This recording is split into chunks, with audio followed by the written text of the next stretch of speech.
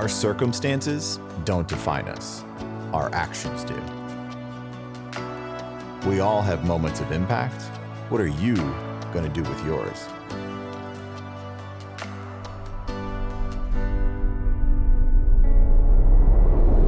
Hey everybody, welcome back to another episode of Living the Sweet Life. As you can see, we have an incredible guest here with us this week. This is Tyler. I'm going to introduce him a little bit more here in just a moment. But for new listeners, for new watchers, I want to welcome you, but also encourage you to hit that subscribe button so you get notifications when podcast episodes like this come out every Monday. We call it Mindset Monday. We're going to learn a lot about mindset and some of the things that Tyler's learned, and he has some great wisdom that he's going to share with us today. And as you know, we want to focus on something more beyond titles. Something more than leadership. And I've had the chance to talk to Tyler a couple different times, and he is in leadership positions, but it's not necessarily just titles. It's the way he impacts other people and the way that he leads his life. So we're gonna talk a lot about that. So don't get hung up on the idea of leadership. Get hung up on the idea of how you lead your life. And we do that by kind of loving with intention and living with intention as well. And you know, kind of opening your heart and your mind. And this is going to be one of those episodes. I know enough about Tyler, and he actually has a book coming out too. And, you know, I think everybody has a book in him. I bet you Tyler has more than one. So we're going to get to experience kind of the beginning chapters here as his book comes out. I promise I will tell you a lot about his book. But I will tell you a little bit about Tyler before we get in. And I have a bunch of things here, some notes that I've taken about you, Tyler. So I know you're a humble guy, but let me brag about you for a second here so people can hear about all the great experience you've already had. So leadership mentor, founder of the Impact Driven Leader, which we're going to hear about because I'm pretty sure you have a conference coming up that we're going to get to hear a lot about too. So, Cornell grad with 25 years plus of leadership experience. But he's also a farm kid from Ohio. And that's the thing, is humble beginnings. He is always that person, even though he has great success and he has over $700 million in business sales in his career. That's not the most important thing about him that you're going to learn today. And he studied under John Maxwell, which if you've read any book, John Maxwell probably had something to do with that book. But John trusts Tyler, and that tells you a lot about him. And so, Tyler, first of all, I want to say thank you for joining us. This is an incredible honor for me to have you on the show, but also to get to talk to you again. My life is better when I get to talk to people like you. So first of all, Tyler, tell us a little bit more about what you do, and just know that we are here for everything that you have to offer for us today. Well, TJ, first off, thank you so much. Thank you for you trusting me to deliver value to you and your community. And I'm excited just this conversation, where it goes, what things that, you know, as you've prepared, being a podcast host myself, it's kind of fun as I get to walk through the journey with people. And I'm excited when I ask a question, I'm like, oh, wow, that's unique and different. And so I'd anticipate you the same. And I'm excited for that. Who I am, you touched on a lot. You know, my mentor, John Maxwell, says, hey, you know, the thing about a bio is if it's long, you know, hopefully that butters you up if you're not that good. Keep it short and just be good. And so my intention is to be good for you and your audience and share. And, you know, you mentioned about some of my humble beginnings growing up on a dairy farm in Ohio. You know, you see the cow behind me. It's there for a reason, whether it's to keep me humble. It looks good. It's a real road crossing sign. It's not fake. As people often say, is that fake? And I'm like, no, those are real windows. And sometimes of the year there's cows out there. And that's part of, I guess, my journey that I didn't always embrace. The title of the book you referenced, it's sitting right in front of me, The Things We Hide. And part of that is I believe everyone's hiding something. And whether we recognize it or not, there was times of my life, whether it was growing up on a farm or as the book is very much about our fears and insecurities, people tend to hide those things. And they often hide that because of what others are going to perceive and believe. And that's something that I had to learn and grow and overcome. And I say overcome, but that's probably not the right term. It's more of just own and come to grips with, because it's never going to be overcome. You're constantly going to be dealing with it. So that's a lot of what the book's about. A lot of my journey to, you know, recognize my fears and insecurities, own how they showed up and how that impacted and affected people around me, but then also the process to reframe the mindsets and beliefs that kind of made those insecurities really kind of manifest in a way that did not improve my relationship with others and help me lead and serve people. So There you go. Yeah. It's kind of a Yeah. quick Well, I rundown. appreciate that. So while we have everybody's attention, one more time. So your name is Tyler Dickerhoof. The book Yes. is called The Things We Hide. The Things We Hide. The And when Things can We people Hide. get it while we have their So, attention? yeah, it is available for purchase right now. The bulk version, you can buy 5, 25, 50, 100 episodes. That also includes the upper tiers, a ticket to my event May 7th and 8th called the Impact Driven Leader Summit. But that is available now, tylerdickerhoof.com/book-bundle. Working with my publisher to hopefully get the single use, the single purchase, the single book available in the next couple of weeks. That'll be on Amazon, wherever you can find it. You can also go to my website. It'll find it there. But right now available, just buy a bulk. You can buy 5 and share it with friends and impact them as well. So, Yeah. Well, like I said, I'm a big fan of striking it while it's hot and while we have everybody's attention. You know, this isn't the main reason for this, but it's also we both thrive on longer lasting impact than just in a moment. And obviously, you being a podcast host as well, you're trying to reach people in a new way, in a different way. And so I want to, if you don't mind, can I ask a couple questions just around when you say the word insecurities? I'm sure everyone is in that space with you of we all have them. So tell me a little bit about kind of when did you recognize them? How did you recognize them? And then now it feels like, I know you've been doing this for a while, but you're using them instead of them using you. Tell me more about that. Yeah. The first part of that is one thing that I have recognized, one thing that I have seen and understood is every single person living and breathing today and that has ever lived has fears and insecurities.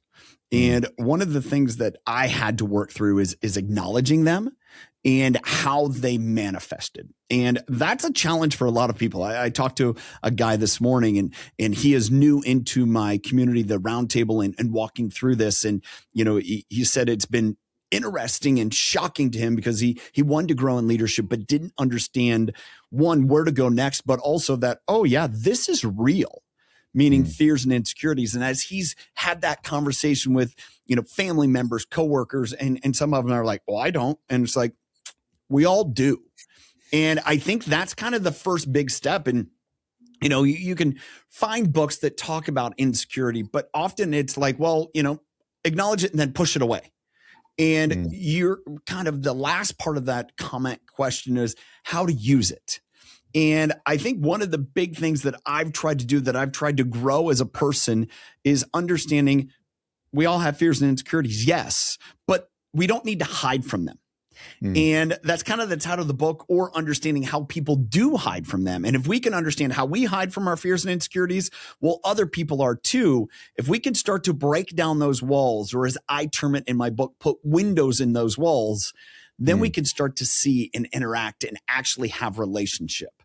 And one of the biggest ways that I think we can use our fears and insecurities and acknowledge them is to build and develop relationships and connections. And I say that, it's like, oh, okay, that's weird. Like, I have insecurities where my biggest insecurity is, do I have value? You know, is it what of me do I have value? And oftentimes that's struggling with rejection, and that's, you know, am I enough? And or can I add value to a relationship? Those are the things that I've struggled with since, as I look back as far as I can, you know, being in middle school or younger.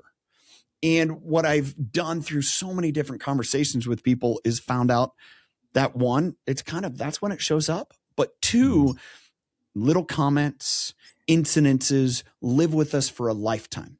I did a podcast with a guy who's written, I think, 16 or 17 books, several, you know, major bestsellers. And he shared with me that his 4th grade teacher told him, you'll never be able to write a book. You'll never be able to do anything. And he's sharing this with me in the conversations. Like, every time he does that, because he's dyslexic and he has additional challenges that he has to work through, he thinks about that. But then he realizes, yeah, I did and I can. And to your point of, do we allow our insecurities to kind of build this house around us where we aim to protect ourselves? Or do we acknowledge it, say, yep, my walls, as I term it in my book, we have these walls that show up when our insecurity is triggered. Do we allow those walls to be the barrier? Or, as I mentioned earlier, do we put a window and say, yep, my insecurity is showing, I'm sorry. I have to acknowledge it and use that vulnerability to say, yeah, I do want to show up and add value for people, and I'm willing to be vulnerable and authentic. That's my aim. Now, how do I do that? Well, is it by showing up and being a good friend? Is it being a good question asker? Is it making sure that, it's not about me. It's how can I use what I'm great at to serve you? And so reframing that, again, those mindsets and beliefs are what changes everything about our insecurities. But as I've understood, I've had to walk through as I've helped others. If you don't own how your fears and insecurities show up, you'll never be able to get to that place where you can authentically be you and then serve people. Yeah. Yeah. I have a question too about that because one, I can relate. So, and I think the thing is too, a lesson for everybody listening, when you create a space, when you talk about your insecurities, what you're actually doing with someone else is making it okay for them to acknowledge theirs. Yeah, exactly. Because when you give the perception that you have no insecurities, you don't create the conversation or the connection with others for them to feel like they can have theirs and show you theirs as well. How does that resonate with you? How do you feel like that? I mean, I think that's our biggest challenge in relationships in our world, but that's also our biggest challenge with leaders. I learned this from a friend of mine years and years ago, and it was part of my growth journey. And it's a little bit why I wear black shirts. Kudos to you wearing a black shirt too. And my friend Brad Lomanick, I had him on a podcast, and he goes, this was now 8 years ago. I was just looking up the dates.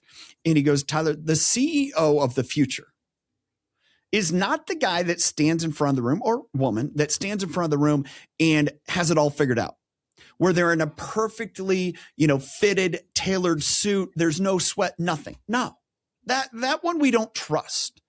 It's the leader that stands in front of you and is like, dude, I got sweaty pits. Like, okay, I'm stressed about this. I know it's a challenge. This is what's in front of us, but, and the but's important, but I believe in those of you in this room. I know we collectively together can accomplish those. The first one, we're like, dude, it's all about you. And I've been that guy. The second one is like, oh yeah, let's go. Of course I'm with you. I'm committed. And the difference, as I've learned, is when people presume that you have it all figured out, you don't need me. The second one is, there's a place for me. And as we evolve in our society and we talk about AI, we talk about all the different, industries and organizations, relationships, whether it's from an insecurity of wanting to be, needed and have value, or this world of being alone because of, post-pandemic and social media, is people want to be needed. And our greatest opportunity as a leader is to say, I can't get to where I want to go without the gifts, the talents, the values that you bring. And so both of us can get to where we want to go. And, I frame that up as a leadership component. Hey, TJ, your friends, my friends, same way. The only way we can go somewhere in a relationship is if there's vulnerability and value from each other. If not, I'm just getting used. Like, no, thank you. I don't have time for that, right? No one does. I don't want to get used. Man, I want to be able to add value to a relationship.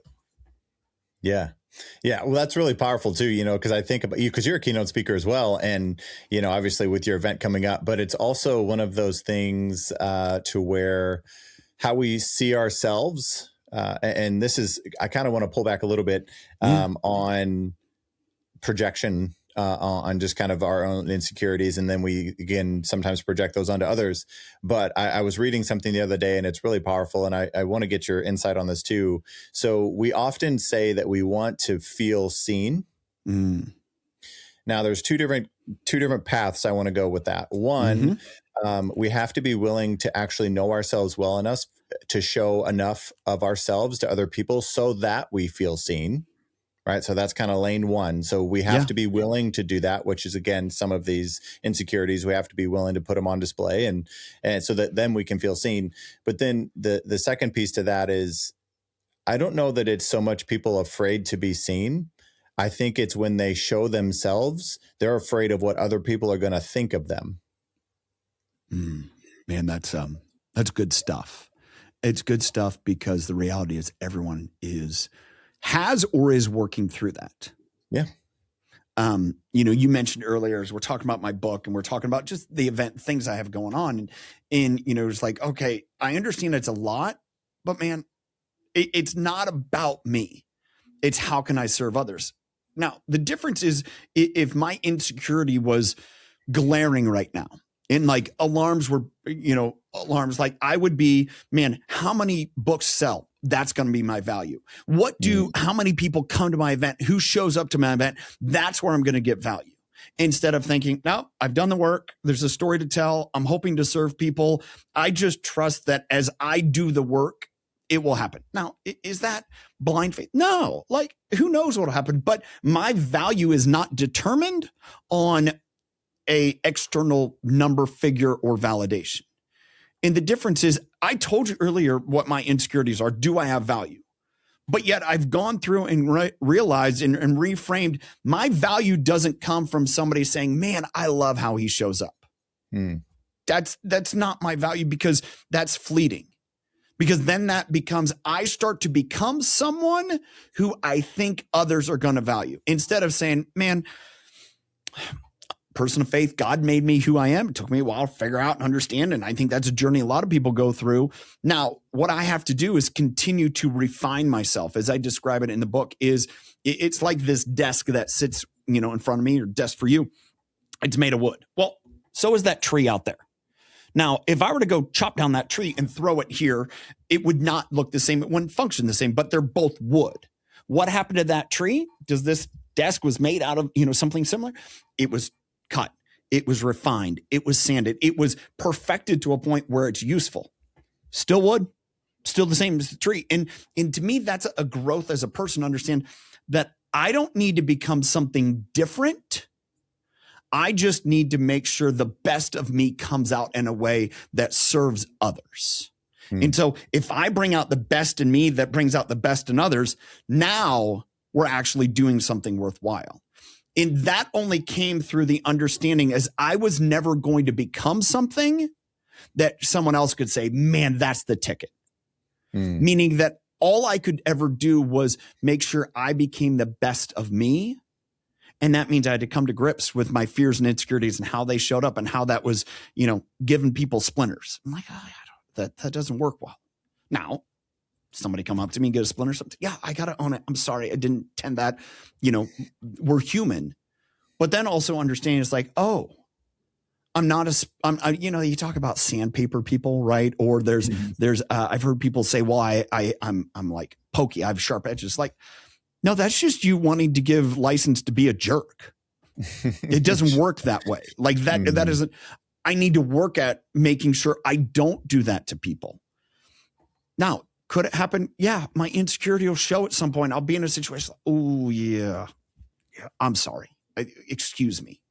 That was my insecurity. That was my intensity. Yeah. I shouldn't have checked out. I shouldn't have been insensitive.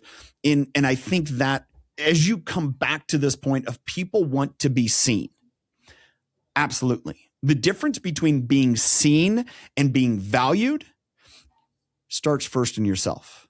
Do you appreciate, love, and value yourself? If you do that, then others will be able to do it as well. Now, as I had a great mentor, person that's changed my life, he saw in me and believed in me before I could myself. And that is what makes significant, impactful people.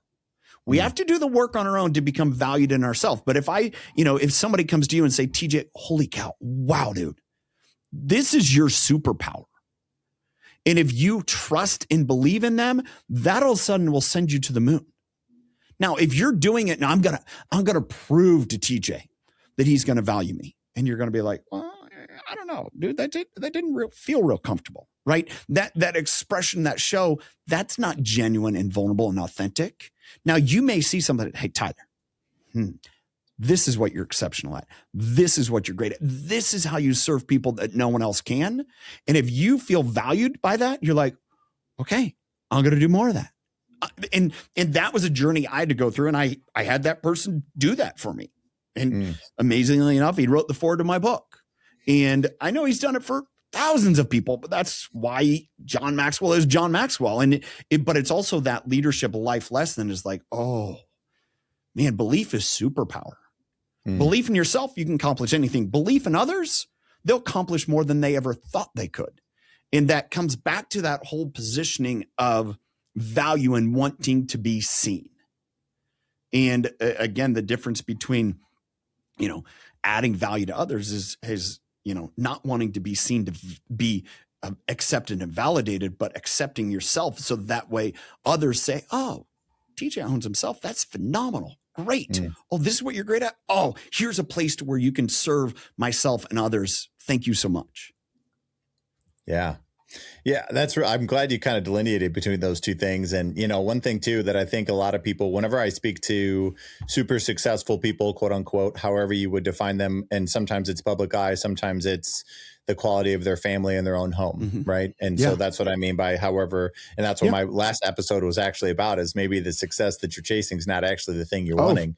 But really it's, I really want to pull back this idea of, because you have these kind of you talked about walls and windows, and there's like a framework that you have of these 4 ways for people to recognize how they may be showing up for them. Because again, like you said in the beginning, first step is to recognize, then second steps to what to do about them. But really it's just this idea of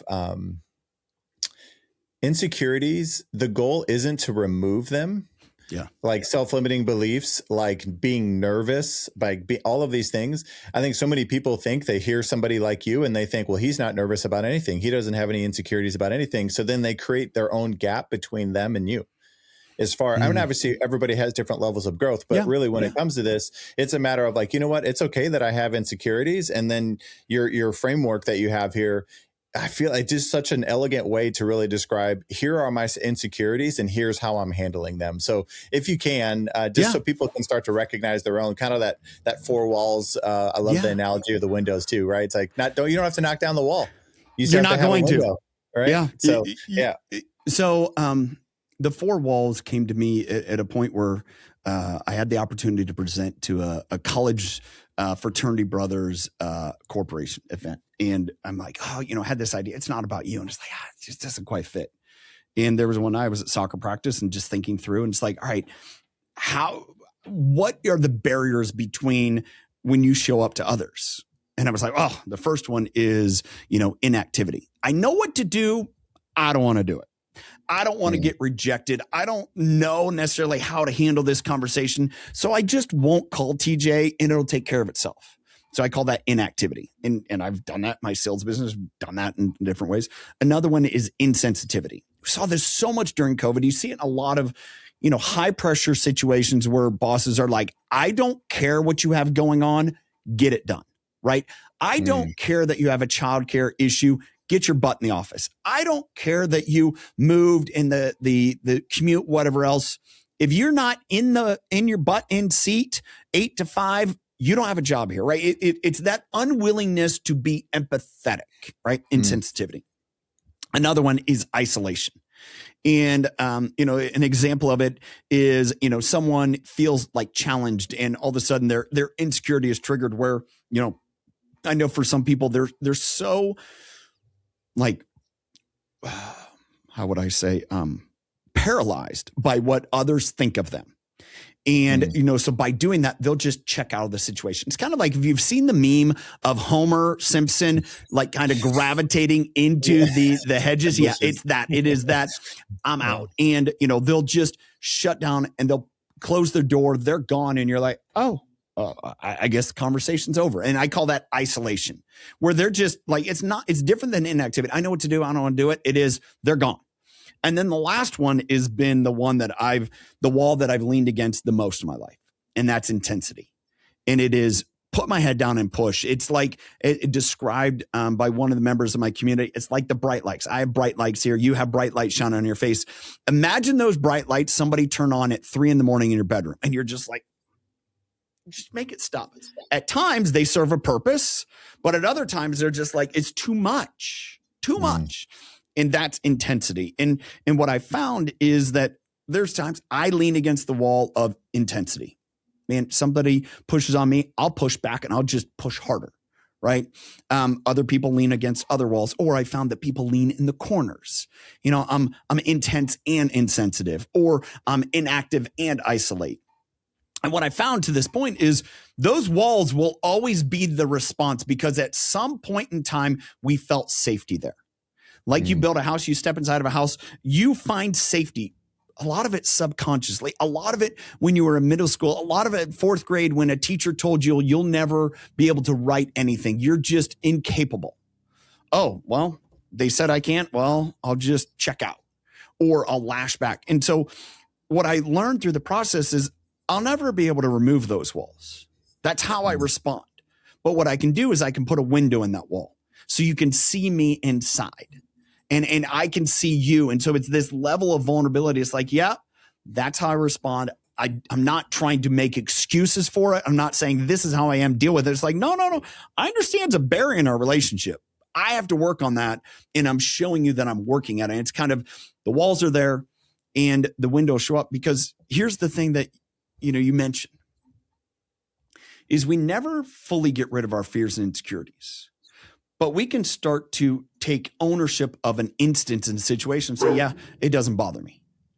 And all of a sudden, maybe it's getting on stage in front of people. And again, that's a concern, and that fear of rejection. And are they going to? I've been lucky enough to understand that, one, you can't see most of the people because lights and whatever else. Number two is they're more scared to be on stage than you are being on stage. So just be okay with it. And here's the last thing that I learned is if you understand what you're speaking about, and you're speaking from the heart, it's fine. It's when you almost do it in what our earlier conversation, if you're getting on stage, or if you're, in a boardroom or whatever, and you're trying to perform to get validated, it will never feel right. It's my own personal conviction. It's my own personal thought. Like there's an instance of, if I get on stage and I speak in front of like some of the people that I want to honor. I get nervous. I get tense. Okay. If I'm speaking in front of John, if I'm speaking in front of other people that have caused, impacted me in my life dramatically, I'm going to get a little nervous. I want to make sure I show up in the moment. Other than that, no, because my aim is to serve. And I'm okay to make a fool of myself in service of others. It's what I call courage, one of my values. And it's like, but I've overcome that. Like, I'm not going to please everyone. But if I can serve someone, then man, I accomplished everything I sought out to do. And so the walls, if I become too intense and try to prove my value, it's not going to work. If I become, kind of, I don't care if you had a good time or not, TJ, it's like, no, I want you to have a good time, but I didn't connect with you. Okay. I got to work on that. But I also understand it's a two-way street. And again, if my insecurities show up in a way that cause a barrier in the relationship, I have to own that. But then as well, as I've been to events and someone's like, well, I didn't like it. I'm like, okay, tell me more. Well, I don't think you should have to deal with your, I don't have insecurities. Well, you're expressing them right now. And it's okay. That's fine. It's great. We all come to a level, but, validating what I'm saying on stage by how you react and saying, well, I didn't like what you said, further goes into this work. Hey, we got work to do. It's okay. It's great. Some people are ready. Some people aren't. It's a process. Dude, it took me 25 years.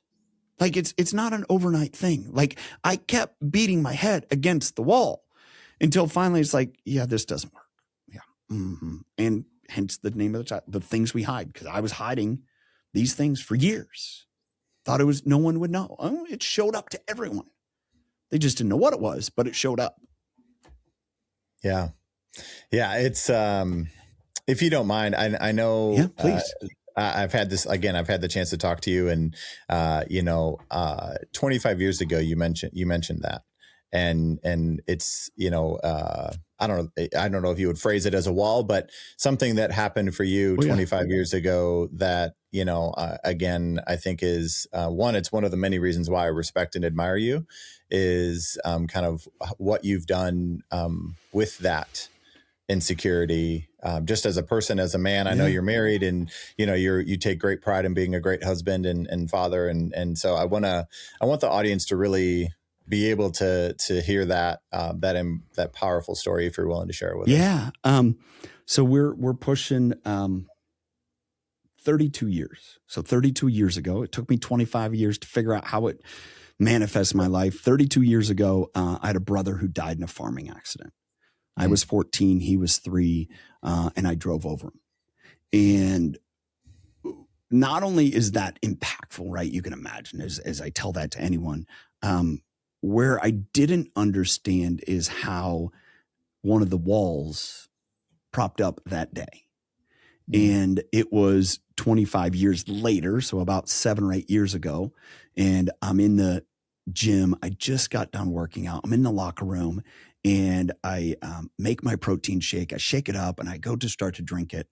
And I'm a person of faith, and there's 2 pieces here I want to share that are important. One is I hear this audible voice of, this is how you deal with things.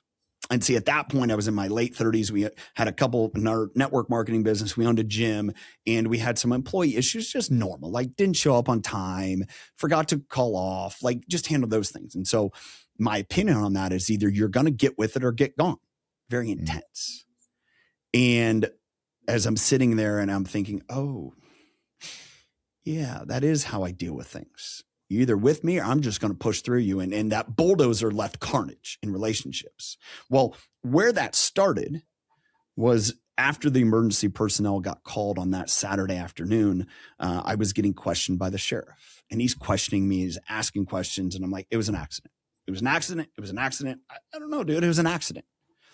And he continues to kind of grill and question me. And then finally I get fed up. And as I'm looking at you in the camera, and I said, I'm done. It was an accident. That's it. I'm not going to answer any more questions. If you want to talk to me, I'm going to go in that barn, as I point to my left where all of our cows were. I said, I'm going to milk those cows. You want to come with me? Great. If not, see you later. And it was, and that moment sitting in the gym on the bench after working out took me to that place 25 years before when I was 14. And that's how I dealt with things. Yeah. Okay. I understand how that was difficult. And through that kind of season of growth, I reached out to a friend. She was a mentor, a coach that I had through a lot of youth activities that started when I was like 8 and went through all my high school years. And I said to her, it's like, as this is starting to come to me, as far as I just put my head down and push. I didn't call it intensity at that point, but just put my head down and push. And I asked her, it's like, hey, what was I like before my brother died? Like, oh, well, you're pretty high energy. You were passionate, but you were, pretty fun loving. You were like, people like to be around you. And I'm like, all right, what was I like afterwards? Intense. Okay. That's how any challenge afterwards, after my brother's death, that's how I dealt with things. I just put my head down and pushed. Like, if I want to accomplish it, put my head down and push. If you're not with me, get out of my way. I'm going to go through you. And there was almost, and this is where it's so challenging and difficult in our professional world. It's sometimes we applaud that personality. Oh, that's what it takes to get ahead. No, that's what it takes to end up lonely and miserable. Period. Yeah. Now you can say, oh, people like my intensity. Really? They might like the result. They don't like it. They don't like you being an a-hole. And that's what I call it. I was being an a-hole. I think most super intense people, that's how people refer to them. Now, the flip side of that is not being a doormat, letting everyone walk all over you. It's having a healthy place, being a healthy leader, having what I call healthy empathy. I can't be an a-hole and just be so rigid that it's my way or the highway, being, insensitive and intense. But at the same point, I can't be a doormat where I let people walk all over me, where I isolate and I'm inactive and I go that way. It's like, no, I need to stay in the middle of the room. I need to be in a safe place. Like, yeah, I'm dealing with things, but man, it's not all my fault. And that journey was an evolution of 25 years of professional, personal relationships and understanding. Yeah. Ooh, yeah, that didn't go well. Ooh, yeah. I have a lot of connections and friends, but man, it's not going deeper. And part of that journey and understanding was starting to if we're talking 15 years ago, before I really started this, we're going to know each other probably a long, long time, if ever, before I ever bring up anything about my brother. I didn't talk about it. I didn't think it mattered. Technically something I hid, right?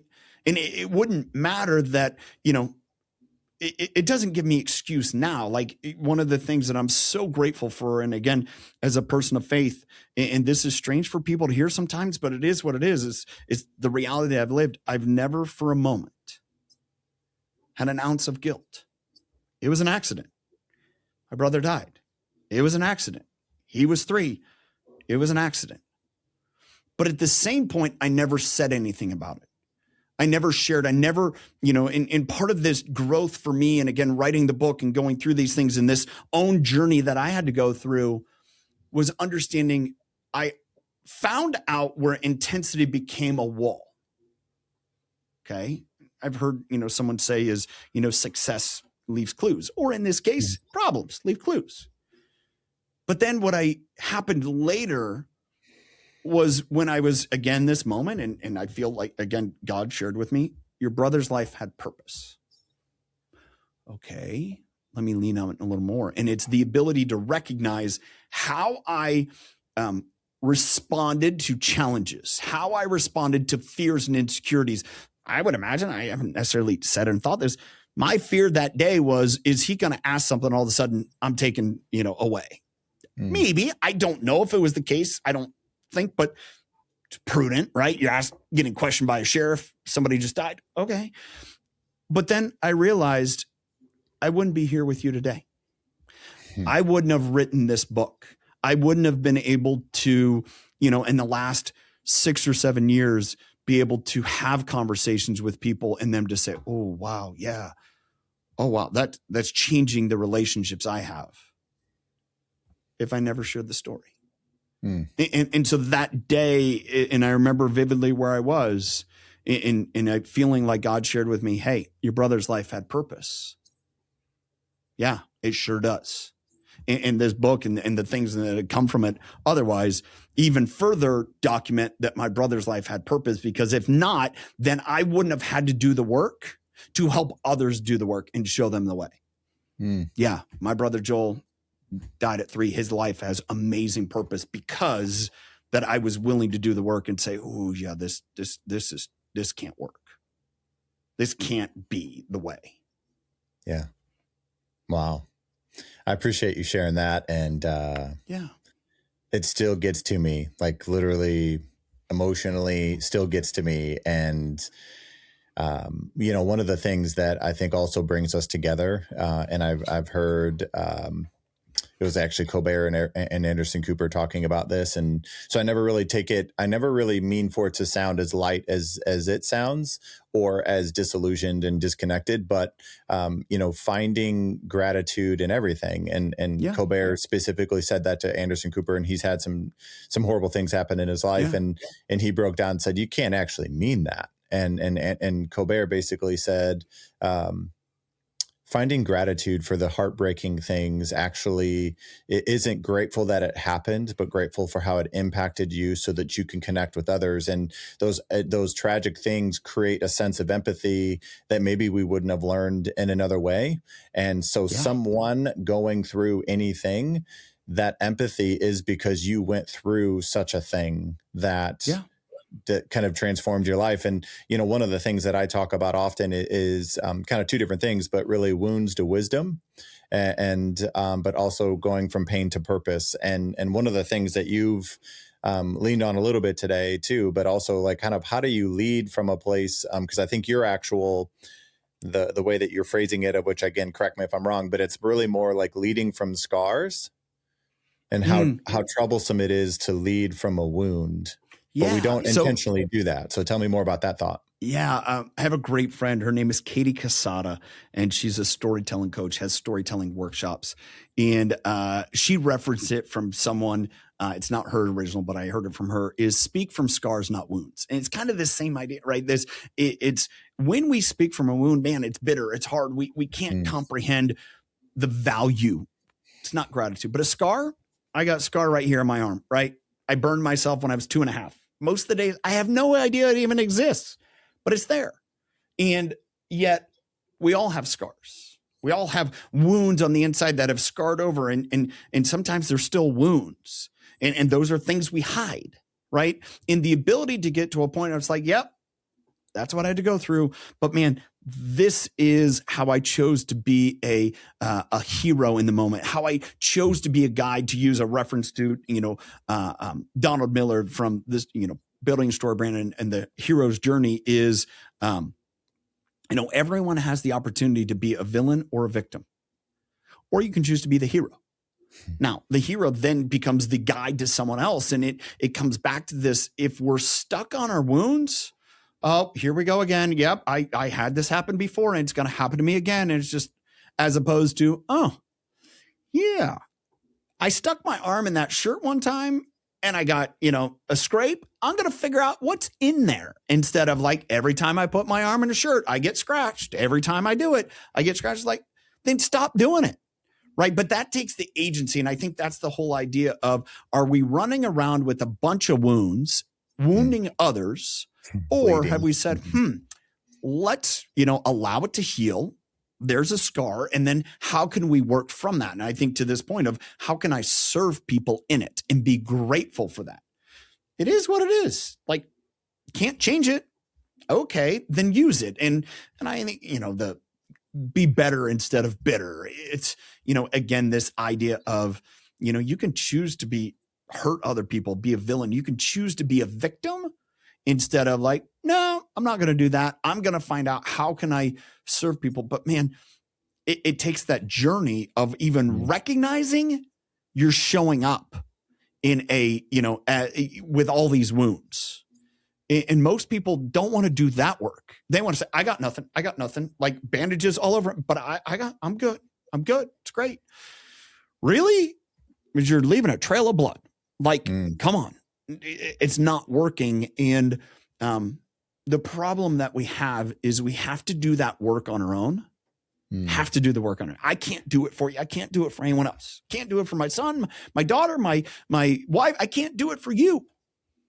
But you know what I can do?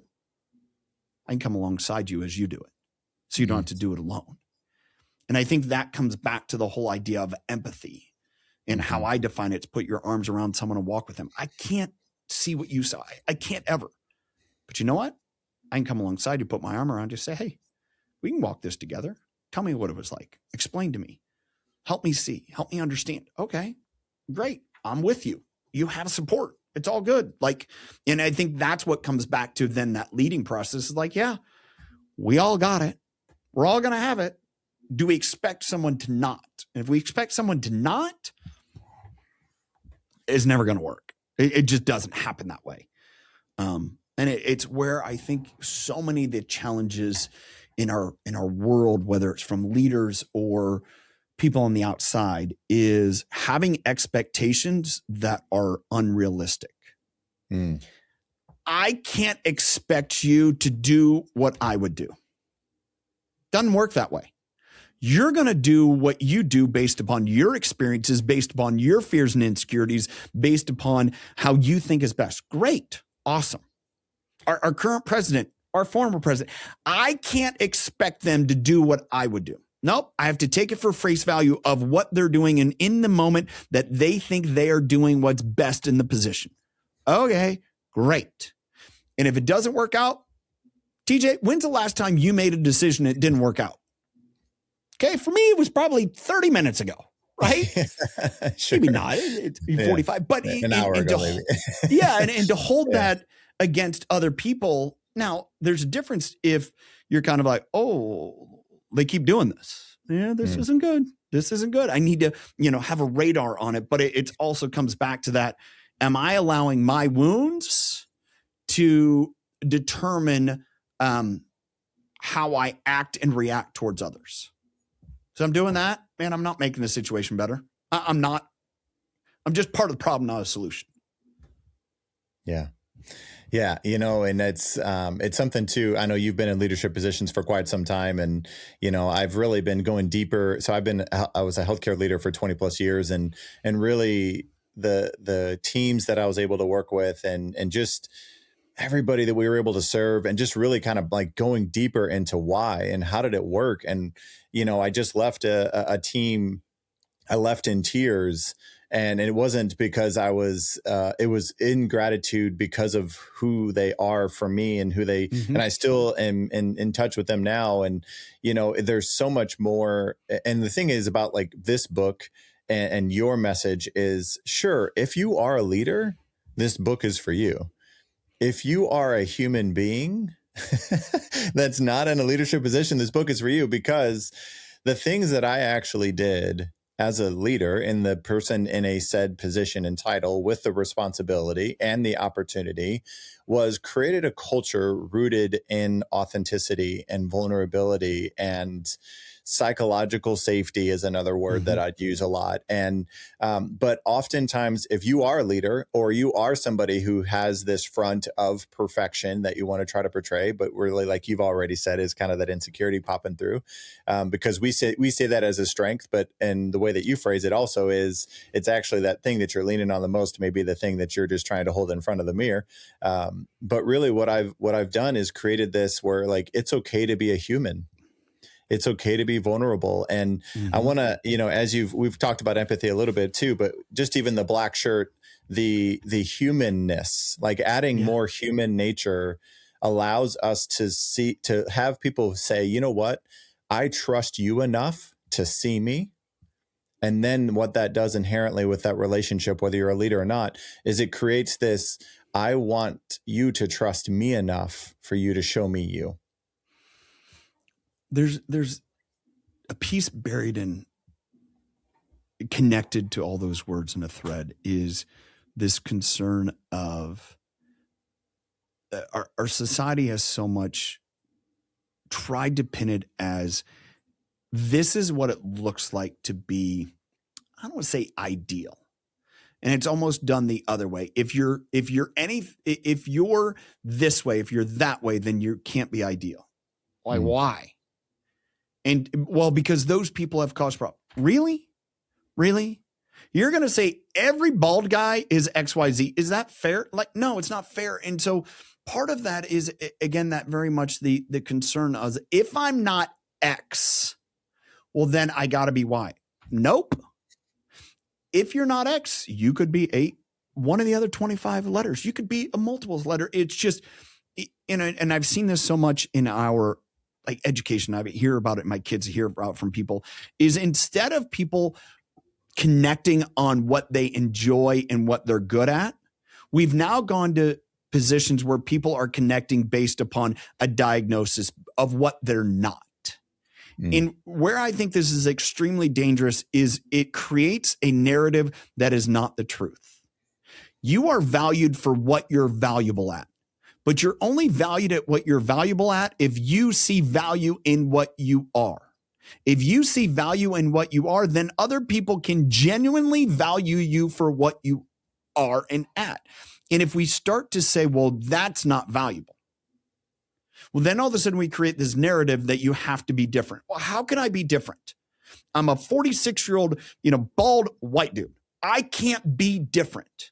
I have to be me. And if we're saying that's a problem, then therefore we can never celebrate someone that accepts what they're good at, because that's what we need. And I think coming back to that whole leadership perspective of, again, if I can't understand why I don't feel valued and how that shows up, then I can't possibly fully appreciate and value someone else that is not who, what, or where I am.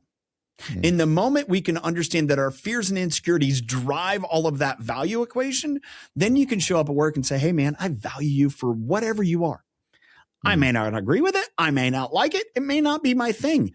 But if you do, and I understand the value you have, then we have a relationship based upon value and understanding and appreciation, which then leads to empathy. But if we're saying, oh, it can't be in our leadership roles and positions, therefore, all of a sudden we've fed into all of the fears and insecurities. And where I want to make that emphasis comes to this point is the entire way to build relationships and connections like you did in your career starts in saying, I do have value. Mm. Because if you can start there, no matter what you're doing, you're going to add value to others. Because inherently, if you can appreciate your own value, then it's much easier to see the other values other people have. But the problem is their values are often, with wounds and with walls. And so what is our encouragement? It's like, hey, I need to be empathetic. I need to come alongside them and say, hey, I believe in you, and create that narrative instead of saying, well, you have different viewpoints than me, TJ. We can't possibly. No, we can. Last I checked, we're both living and breathing, humans. There's connection there. And why I, kind of, again, playing this out is it takes time to stop and recognize that we have agency in that process. Mm. And that comes back to your point is like, hey, you could be in a leadership role. You can build that culture. But you know what? You also are leading yourself, and you can start there. And the impact you have on others by doing it is far greater than you could ever imagine. And it doesn't mean you have to have an audience of millions. You can have an audience of one. That's all it takes. And continuing to authentically be that way. And it starts to, oh, man, that conversation with TJ was different. Man. Oh, like he continues to be like that. Oh, wow. Oh, he does care about me. Oh, this is fun. Oh, man, I'm going to miss him. Oh, man, you've added. And so when you start going about that way, all the other differences don't matter. They don't even register. Mm. Yeah. Yeah. That's, oh man, there's so much there that I'm going to take with me, for sure. And really it's adding intention to some of the character things, but it's also an authenticity, that comes from the thing that you said that John even gave you some affirmation of like believing in people. And that's authentically where the place that I really stay rooted in is I believe so much in other people, and similarly, again, person of faith here as well, but like we are able to love because we've been loved in such a way. And so it's a matter of like, we're able to believe in other people because so many other people have believed in us. And I've been given so much in my life. That's why I live my life through this lens of gratitude. That's why this whole podcast is about is seeing the whole world and then deciding what we choose to focus on. And this day and age, and in my experience, we are connected, quote unquote, to a lot of people in a lot of ways. And if you aren't following Tyler on social media, you should, because he gives you some of all of it. And you'll see him out working in the farm. You'll see him giving you like a Bible scripture. You'll see how he applies it. I mean, just a bunch of different things. But really, I think the thing that I've recognized the most is like the thing that I'm trying to pour deeper into is we have ways now to connect with people in more ways than we've ever been able to before, but we don't actually feel connected to others. And I think the idea of being connected to others starts with a self-awareness and an assurance of who we actually are, instead of always being threatened or being envious of how somebody else shows us who they are on social media, right? And so we think less of ourselves, which creates insecurity, right? So we don't post it. And it's just one of those things to where it's such an interesting thing to say that we're connected to so many people. Like I was talking to a guy in London last week that I've never met in person, but we just connected and had a shared message and off we go. So yes, connection is easy, but what the connection you're talking about, like you said earlier, it starts with yourself. And then it cultivates this self-awareness and recognizing who you are. So then other people can also do that same thing. As you mentioned, we're in such a world where it's disconnected, isolated, all the different things post-COVID, whether that it's gone on social media. And the challenge is the only way that we can find true connection with others is one, go first. Two is to be able to be vulnerable, because that's where real connection occurs. You think about it, you go and you meet up someone and you're like, all right, well, they either, talked about themselves. I'm guilty of, right? Wanting to build a connection relationship. You're trying to interact with people and you can start to go down a path like you get excited about it. But then the real driver comes from being curious. Yes, we all know it. But then if we can recognize the situations like, oh, I just need to be genuine and vulnerable. It's like, yeah, I'm nervous. Or, man, I didn't know, I'm so excited this conversation. How can I add value to you?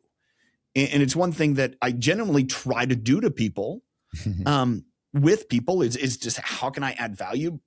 Because I want to be valuable. But at the same point, I understand that oftentimes that's what people want to be seen as, man, I have value.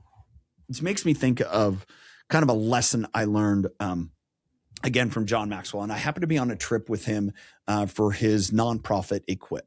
And we were in Guatemala.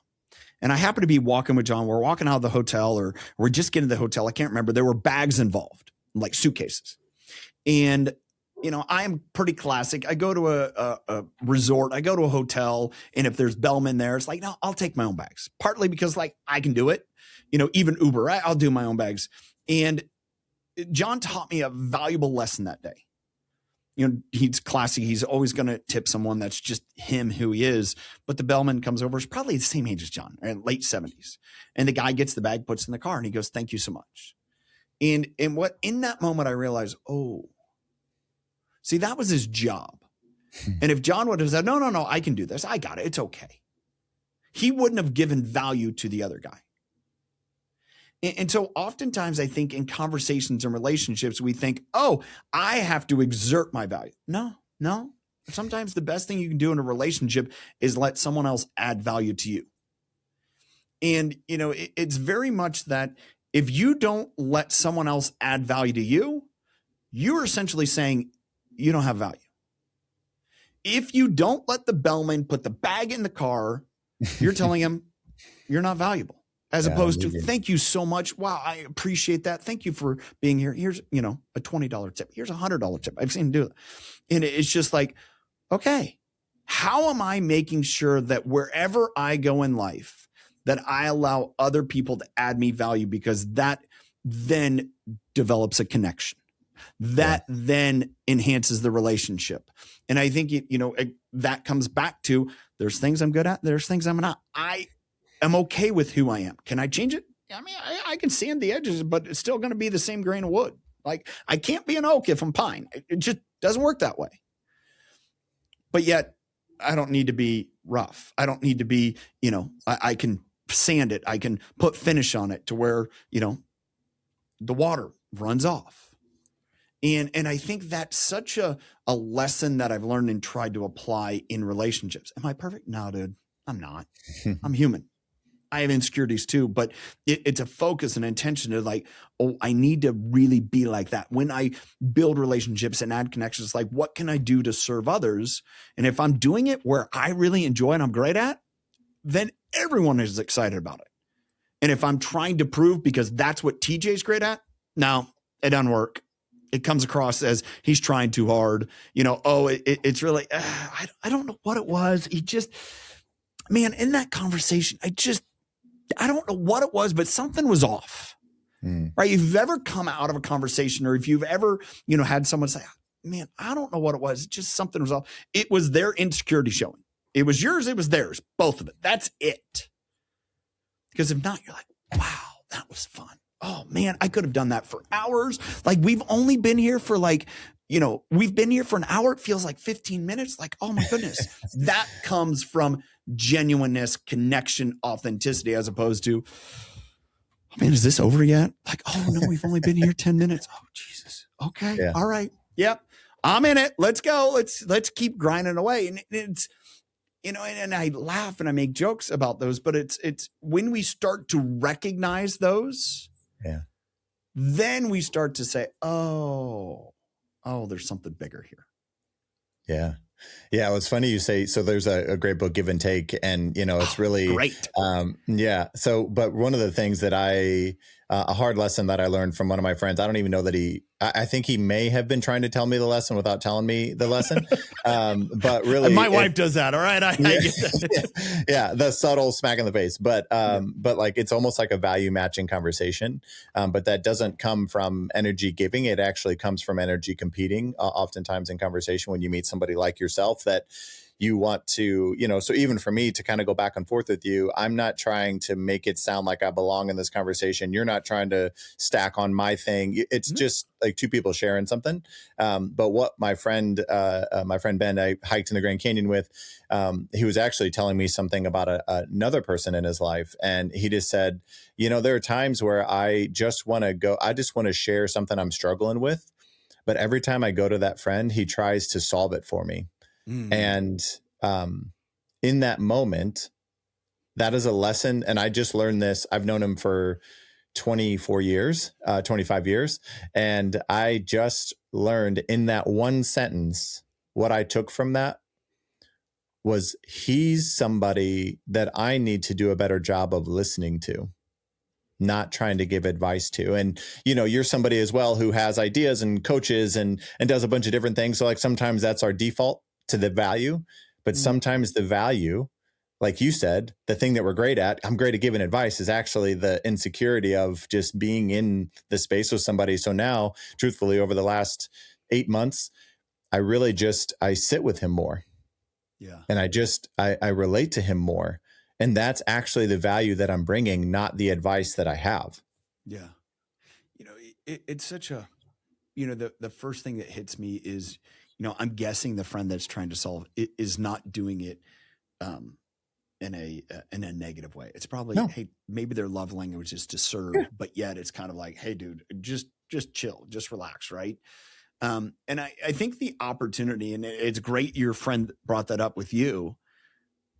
And what I would, and maybe he has, is being able to be to that point. It's like, hey, dude, I just need you to it's all right. I appreciate it. I appreciate you trying to solve. And thank you so much. It's just, help me work through this. And I think it again comes back to that empathy. And the idea for me of empathy is put your arms around someone and walk with them. If I'm dragging you, or if I feel like I'm getting drugged, it's not going to go well. And what my guess, and I'm wondering, just analyzing, is what probably tips that relationship is vulnerability the other way. And if the friend that, your friend is going to the other guy and he's always bringing solutions, like, man, feel like I'm always coming here to give solutions. And if all of a sudden that other friend came back and said, all right, I need your help this time, like, I don't have this, then all of a sudden that relationship equation goes totally, oh, this is good. Like, you offer me solutions, fine. Then you come to me, ask for help. And it's really, we find ourselves, I think, lonely when it's always a one way. Isolation comes when it's always a one way. I mean, you could talk to someone every single day for years. But if you feel like you're constantly giving, going back to Adam Grant's give and take, if you're constantly giving, you're going to feel like a sponge that's wrung out. At the same point, now there's some people that like to take. I don't get it. But if on the same point, you're like, that person's always taking. Again, it's one thing to give, right? That whole concept is you have to, not reciprocity. So it's never like one for one. Sure. But there's enough to say, hey, it kind of comes back to me, the value proposition is you and I could talk every day for years. And maybe in a certain area, I could give expertise. But then all of a sudden, one day I say, man, TJ, I know I need help to understand the healthcare industry.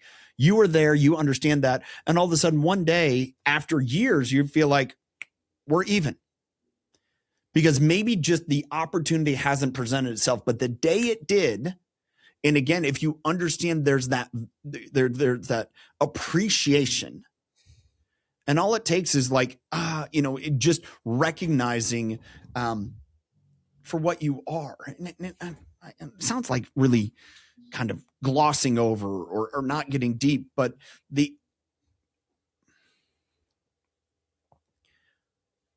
once we own how we show up,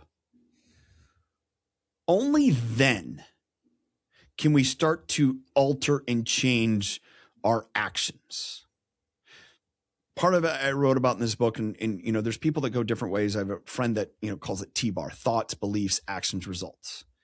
I actually flip beliefs and thoughts, because in my understanding, appreciation, our beliefs, external, internal, really enhance, drive our thoughts, and then leads to actions, then leads to results. But those results then feedback our beliefs. To me, I encompass all of that as our mindset. Well, how do you affect your mindset? Well, you have to affect your beliefs, your thoughts, your actions, results. And it's not absolute. It's not give or take. Thoughts, beliefs. To me, it's our beliefs drive our thoughts.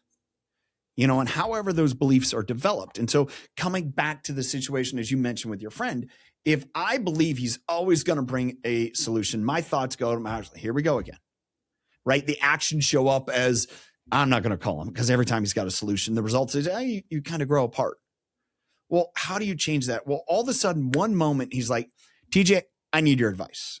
The beliefs of that relationship change completely.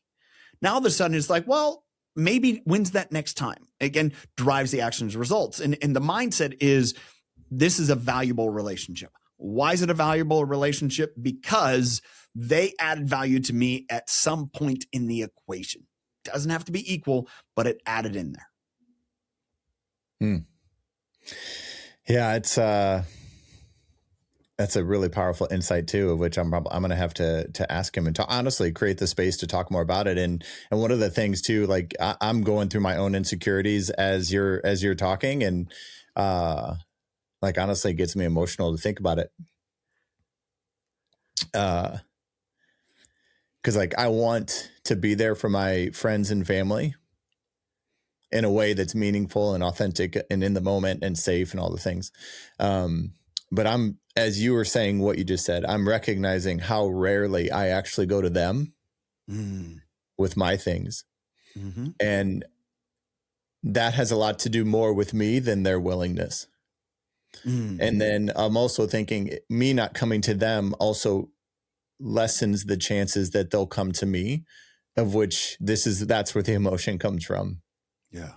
Because I actually like authentically, when I say, how are you doing? If every time they've asked me that question, I say, I'm great, I'm actually not letting them in. And that's an insecurity. And it's one of the things. And so anyway, I have a lot more to think about. And it's just something too, that it's somebody, and this is something that kind of a guard I've put up, a wall I've put up, I guess. Right. And so we can talk about it in that way, but like being in this personal growth space, being in the mindset space, having the books, being the keynote speaker, all these things, I'm not that I haven't been aware, but I'm really more kind of calling it out now, is I've almost been feeling like I'm going to be a fraud if I don't live that person's life every day that's teaching the things.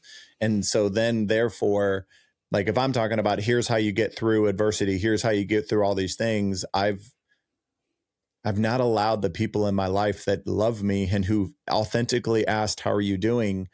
I've been ashamed to say it out loud that I actually needed them, because I'm the guy who's preaching about it and not preaching, but the guy who's doing a podcast about it, the guy who wrote a book about it. And it's been an hour and 7 minutes, but like, this is going to be a conversation for me that impacts the rest of my life. And this is the work. And you didn't intend for that. No. But it's just like, I had to kind of put down, I need to continue to work on putting down the expert of the craft to more human again. And so I appreciate you saying what you're saying and doing what you're doing in this book. One of the things I think I saw it too. I have a little snapshot here of the front of the book, but this has also been a true story in my life. But the what you hide controls you. And what you face transforms you. And something that I recognized, just because I love the pictures, right? Our brains are very image based, but like the things that we're running from, we're automatically in our brain giving us a perception that it's chasing us. And the things that we face are the things that lose its power. And that's really what absolutely. that part of your Yes. title has that there. And so, yeah, so I appreciate you. I appreciate everything you're doing. And as we wrap up here, I just want to, I want to give people another chance to one, hear about the book, when, how, when, where, all the things, your event, how they can connect with you, because I'm a better person. My life is better because of somebody like you. And again, Chris Schembra connected us just because he saw the value that you added. And then now we're continuing this. And I mean, we have each other's cell phone number. And so this isn't just about books. This is about two people, iron sharpening iron. So, so if you don't mind kind of sharing how people can connect with you one more time before we totally wrap up here. If I can have a moment or two before then. And one of the things that you said, and this is not to, I think comedy is always a good way to manage through things, right? It's how stories are told. One of the early covers, my friend Jesse was the artist who created my cover. And one of the first tests, he did a kind of a sample, and he had a set of Groucho Marx glasses. If you aren't sure what Groucho Marx glasses are, this is them. And kind of, I have them here because we just got them. And, as you were saying, is if I were to describe what I'm wearing right now and saying, as you brought up, right? So as you so vulnerably shared, and say, hey, TJ, every time you feel like that's going on, that's what you have on your face. That's what you're hiding. And it is laughable as it is, as laughable as this is, and part of the things that we get to do, and I wish every person bought a book, I could send these glasses, is that's the reality, laughable as that. That's what's going on, is we're hiding behind that mask. We're hiding behind those glasses like they can't see me. But here's what everyone wants. Just as I took these off, because it's so much easier. Once I take them off, now you're like, oh, thank the Lord. Now it's the real one. And that's what everyone's yearning for, is for everyone to just stop hiding. And it doesn't mean that you need to like dump on everyone. And again, I appreciate there's a give and take. There's an understanding of, all right, who can I share this with? There's friends. I have friends that I share certain things with, other friends not. Does it mean that I don't value? No, I start to learn how what area they can cover. Like I have a friend that I talk to more about like business, political stuff. I have friends that I talk about other things, because I just have learned to gravitate. Hey, not to safe space, but man, that's where there's deep, fulfilling conversations. I can go to someone else and it's something totally different. That's okay. So I just want to encourage you through the process, just take the glasses off, right? And even if you get to laugh about it, it's just smile. All right, let me take off my glasses. I don't need my glasses. I can take off my glasses. Thank you for the opportunity to have this conversation with you. Thank you for appreciating you, accepting me here to share. Where can people learn about the things? You can go to thethingswehidebook.com. You can go there. You can go to my website, tylerdickerhoof.com. There'll be, information about my speaking, my event, which is the Impact Driven Leader Summit. It's May 7th and 8th in Spokane, Washington. We have some amazing guest speakers. Nikki Brew, who is a AI expert, Dr. Abby Morano, who is a body language expert, and then my friend Joe Delagrave, who is the head coach of the USA wheelchair rugby team. They're each going to share powerful, kind of connections to this book, the things we hide, recognizing our fears and insecurities, owning how they show up, and then reframing our mindsets and beliefs. Again, that's May 7th and 8th. You can check that on my website or idlsummit.com.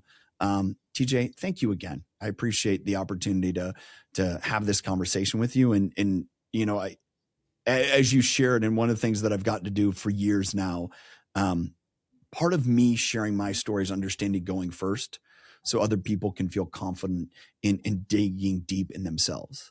And that's something I get to do in my roundtables every week. And it is something that I don't take lightly. And it's not because of me, but it's because I was willing to kind of go first and do the same.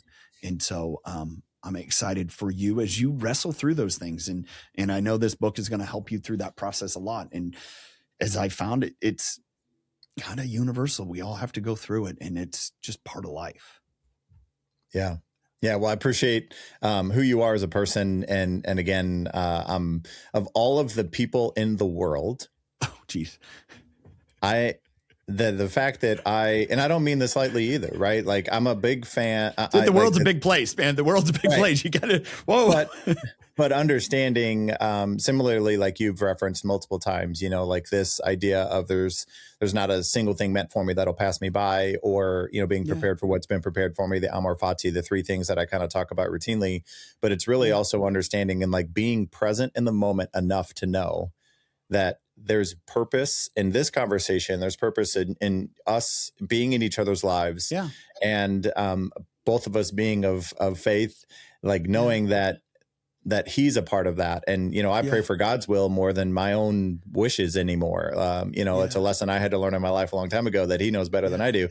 But the fact that the fates conspired for us to be connected in the way that we are, to impact people the way that we are, I'm forever grateful for that. I'm grateful for you and for what you're doing, and for the chance to cheer you on and succeed, to see you succeed, and just everything you're doing as a person, as a man, as a leader, as an author, as a speaker, as a coach, all the things you're doing. I just incredibly grateful for you. And I know this audience, I know they're still here. I know they're still watching. I know they're still listening because of who you are as a person, not just because you wrote a book, but the fact that you were courageous enough to share your story. Someone else is going to be encouraged to share theirs. Obviously, I got emotional. I wasn't planning on it, but it's you have you've tapped into something that I think we all need to own and work on, to have those relationships that we want, to have that leadership career that we want. Because I think that's the place that all of us really want to lead our lives through. So thank you for what you're doing, and for the impact you're having. And for the audience, I'll just say, I don't really have much else to say to wrap this one up. This one's pretty much as good as it's going to get. But as you know, as we finish up every episode, to express the intention or the desire for you to go on, and, you know, obviously next week we'll come out with it. This episode's coming soon, but focus on the idea of living gratefully, purposefully, and connected to the people that you love and appreciate the most. So until next week, go live with intention, everybody.